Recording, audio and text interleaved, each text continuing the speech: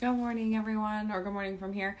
I hope you're having a good Friday. We're here for Where I'm From, number 29. Rosanna should be joining me shortly. What are you reading?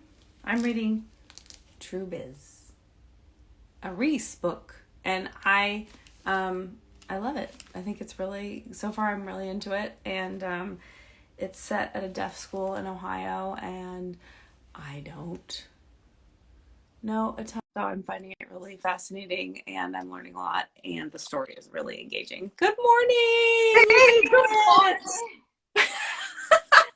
Good morning. What a great day. Mm. You're here! Yes, I made it. See, Yes! technology didn't defeat me after You all. made it look easy. You got here fast. See, I'm corrupted by technology now. Thank you so much for inviting me and Oh, for thank you. I'm so everybody. happy you're here. And everybody, memory is the ultimate unreliable narrator. But once you catch it in fragments, it seems to suddenly not have the time to lie. So I really like, you know what I mean? It can't figure out a good lie. So I really was delighted to have this invite and trick memory into being truthful. I love that. That's beautiful. I think yeah. I was talking with Ronit. You know Ronit, right? Mhm. Yeah, and she was talking about how she's gonna have like some brain expert on her podcast to talk about memory and how Ay, each ay, time ay. each time we remember the memory changes, but yet I think there is this like essential truth, like, which is what kind of you were saying, like there is Yeah, this like essential thing that's catch true. it, catch it by surprise. In this case, it couldn't lie, didn't have the time. I couldn't come up with a lie fast enough. No. Wonderful. Yeah. Do you want to say anything else before you begin? I do want to say your photo that you sent me is really beautiful, and I'm so Oh, grateful that we switched to the childhood photos because me otherwise I never too. would have seen it, and I love it.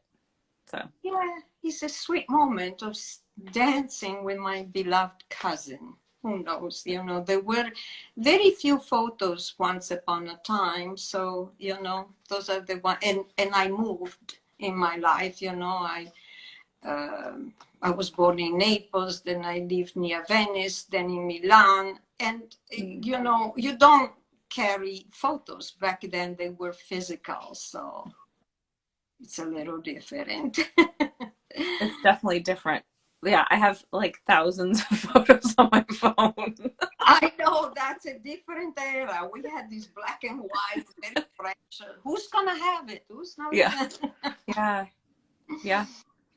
Yeah. Um, so do you want to begin, or is there anything else you want to say? I'll begin, and then maybe we talk about something if Sounds good. curiosity gets. Okay, sounds good. So again, thank you for being here and for you to inviting me. Where I am from, I'm from a blue Atala bike bought as a kid with towers of lira savings. From Borotalco Roberts and Coty powder number 21, the whiff of candy they left in the bathroom. From watching a snowfall from window to window, all newspapers piled on a chair. I'm from yellow tramways and small squares with dripping fountains, sidewalks smelling pungent after a spring rainfall. I'm from Sunday crossword puzzles and butterflies at the window. No hugs. I'm from Magda Sangineto and Ugo Staffa. I'm from Magda embroidering my dowry, never too early to start. And Ugo, the marvelous dancer, who dragged along a trunk of books throughout the war. Tolstoy, Maupassant, Dumas. I'm from Neapolitan barons and Swedish soldiers with blue eyes. I'm from a father who in the front in Albania said yes to switching places for a much sought after furlough, and the boat that soldier boarded sank in the Adriatic Sea. Always rushing early to trains and events, he died very old and wanting more time. From a mother with a cascade of chestnut curls, cupping her chin in her hands with serious eyes, who died too young for me to see her when I look in my mirror.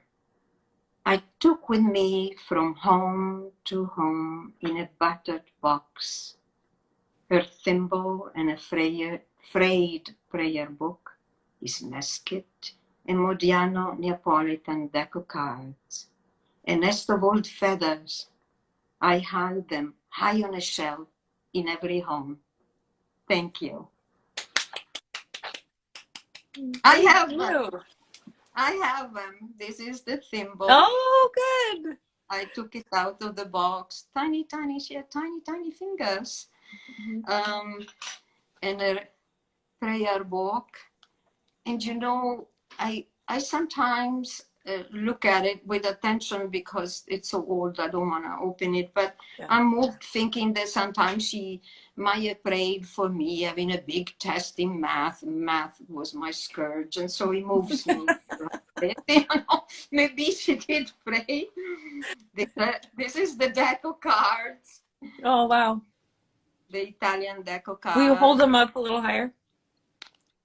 Yes. Oh, wow. They almost look like tarot cards. Yes. I heard actually that tarot originated the playing cards. Yeah, the French have those tarot, and playing cards. But look how detailed and special. Yeah, they're really similar. Yeah, thank you. I thought that. Yeah. This is his mess kit, which of course my family wanted to throw out all the things, and I said, no! It's nice to have. Here it is from the war. Oh, wow. Yeah. What a story, Rosanna, of him. Is he the one who traded places? Oh, yeah. It was an unbelievable story that, of course, as a child, you don't think about. Because as a child, of course, you're there. Of course, you're born, you know. And what else? But I remember that, well, his family story was a little not as smooth as most, you know. So he didn't have any rush to go home. So in a way, I was, you know what I mean? Not to see the good in the bad, but yeah, what am I going home for? So, you know, he gave I don't want to make it a heroic act. The way he told me, he said, well, why would I go home? And, you know, it's both. It's strange. And so here I am, you know, telling this story. War was complicated, but I didn't even realize back then what he meant, that he was a captain, very young, but he was a captain. And he dragged this trunk of, I mean, in this red, you know. Yeah. No. That's a real act of commitment. Like, it's difficult for us to imagine what that would be like to drag at the front in Albania, you know. I mean, it's just like, I'm touched by these stories. Yeah. And they live on through you. And I think that is, for me, some of the power of writing the poem is reaching back and finding those pieces. You're right. In this moment, I gave them to you and to myself. You're right. It's a beautiful, beautiful project you're having. Oh, thank you. It's a real privilege to be doing it, to be honest. What was your experience overall? Because you did some different drafts, right? Because I received some different drafts. Yes, in the beginning I was the usual, why should I tell my story and all that, you know. And then I went, because, you know, it had no emotion. I was telling a list. And then I said, no, I should say that this Atala bike, blue bike, doesn't mean anything, but it was mythical because I had these little savings, you know, on my nightstand. It was also important for me to say no hugs. I thought that was really interesting. I think it's interesting, period, but I think the stereotype of Italian people in general is that they're very affectionate and they're always hugging and kissing. And so that I was surprised, to be honest. Yeah. Yeah. Well, people are always surprised. I don't mention it, but it's the truth, that in my family we didn't express physical affection easily, but it's what it is. Yeah. Every family has a language. That's Every true. family is like a different country. And sometimes we end up speaking a different language, going to a different country. I mean, in a deeper sense than me moving from one place to the next. But it's true. Every family has a convention. I didn't even know that we didn't hug much until I think the ask was, what is a specific thing of your family? And then I realized, oh, we didn't hug. Mm-hmm. I remember watching my husband still having hugs from his mother in, Mm-hmm. mature age, and went, oh, wow, people hug and all that. I love that each family has its own language. That's really so true. And I think you don't realize until later that that's like, until you start being around other families and you're a little older and you are not quite the center of the universe like you are when you're a child, and you start looking out, and yeah, you start to realize that it's each family is unique, and when you have your own family, you can create your own language if you are aware enough to make the choice, that you're not just defaulting to the language you grew up with. You can actually create something new if you want to. That's wonderful. Wonderful to think. In fact, I hug. Yeah. I would be very surprised to hear that you didn't hug, because you're always, even on Zoom, like, you're such a warm person. Oh, thank you. Yeah. This So means so much to me. you're always, like, when you show up, just really warm and positive and smiling. And so it was interesting hearing that about you. And like the photo you shared, there's so much closeness with you and your cousin. Mm-hmm. Yeah. You two look really comfortable with each other. I was more into her than she was into me.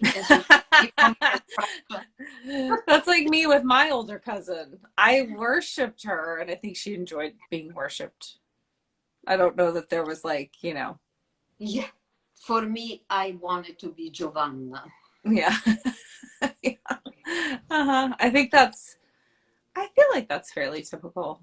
We look up to older, especially just a few years older. It's like, oh wow, they've really got it figured out. Magic. They're older. Yeah. It's like they did it. It's not like they did it older. One of their achievements. Mm-hmm. And do you have sisters? Because see, I don't have sisters. No, I have brothers. Yeah, me too. So the cousin was like the closest thing. Well, that's so true. Yeah. And I so desperately wanted a sister. In theory, I didn't really want more siblings, but I just sort of wanted a sister. Because I imagined that we would understand each other, which is, not necessarily the case, but I imagined that would be true. Read a few novels and you go, yeah, exactly. Yeah, exactly. But in my childhood brain that was like making up stories, all kinds of stories, if I had a sister, she would have been magical. It's like, because I knew I never would. So you can kind of make it however you want. And we would talk, yeah, we exactly. Talk,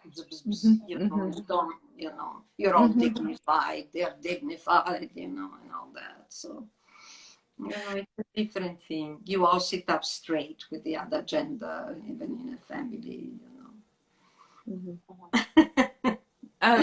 Do you have any other reflections on your writing process? I'm so glad that you did decide to go back and dig deeper, because I found it really emotional, and it was for me a great mix of the facts with the reality behind the facts, or the reflection behind the facts, which I think I think it's sort of how the poem's supposed to operate. Like, here, you fill this in and gives you like concrete things to deal with, but then you can reflect further on what those things meant. And I really felt that in your poem.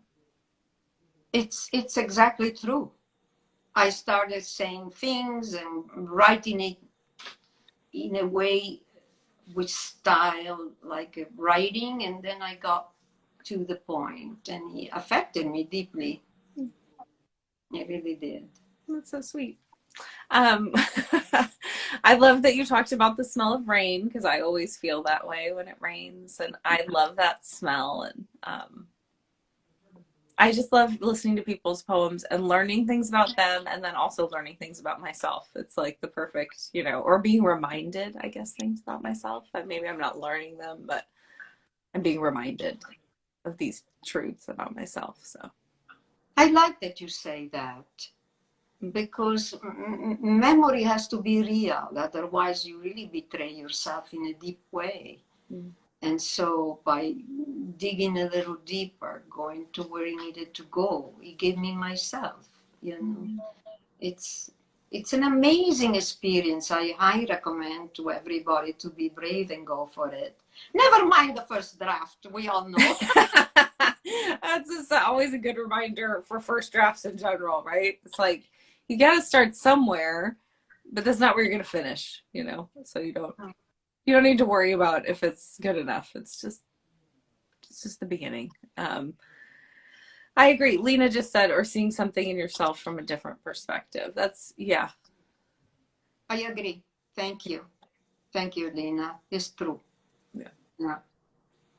Yeah, because with time and space the and perspective, and leave it clean. I didn't add any consideration. Your instructions were perfect, because then you have it clean, what my mother looked like, what my father did, not me interpreting what they did. It was like a true memory and presence, a true emotional presence without a complication. They're complicated.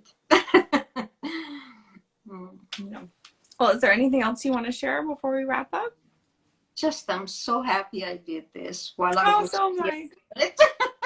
I'm so glad you did it. I'm so glad that you because you have a little anxiety about Instagram Live. I'm glad you just went for it, because you did. Thank you. I'm so grateful you're here, and this is, I've said this before, but it's really a treat for me to connect with people that I've met on Zoom or, on social media, to have this time to like meet each other and connect, because now I feel like we know each other better, and it's a gift to connect with people in this way. So thank you for taking the time. I really appreciate it. Thank you for reaching out. It's been splendid. Thank you so much. Thank you. Okay, I'll see you on Zoom soon. Yes. Okay. Bye.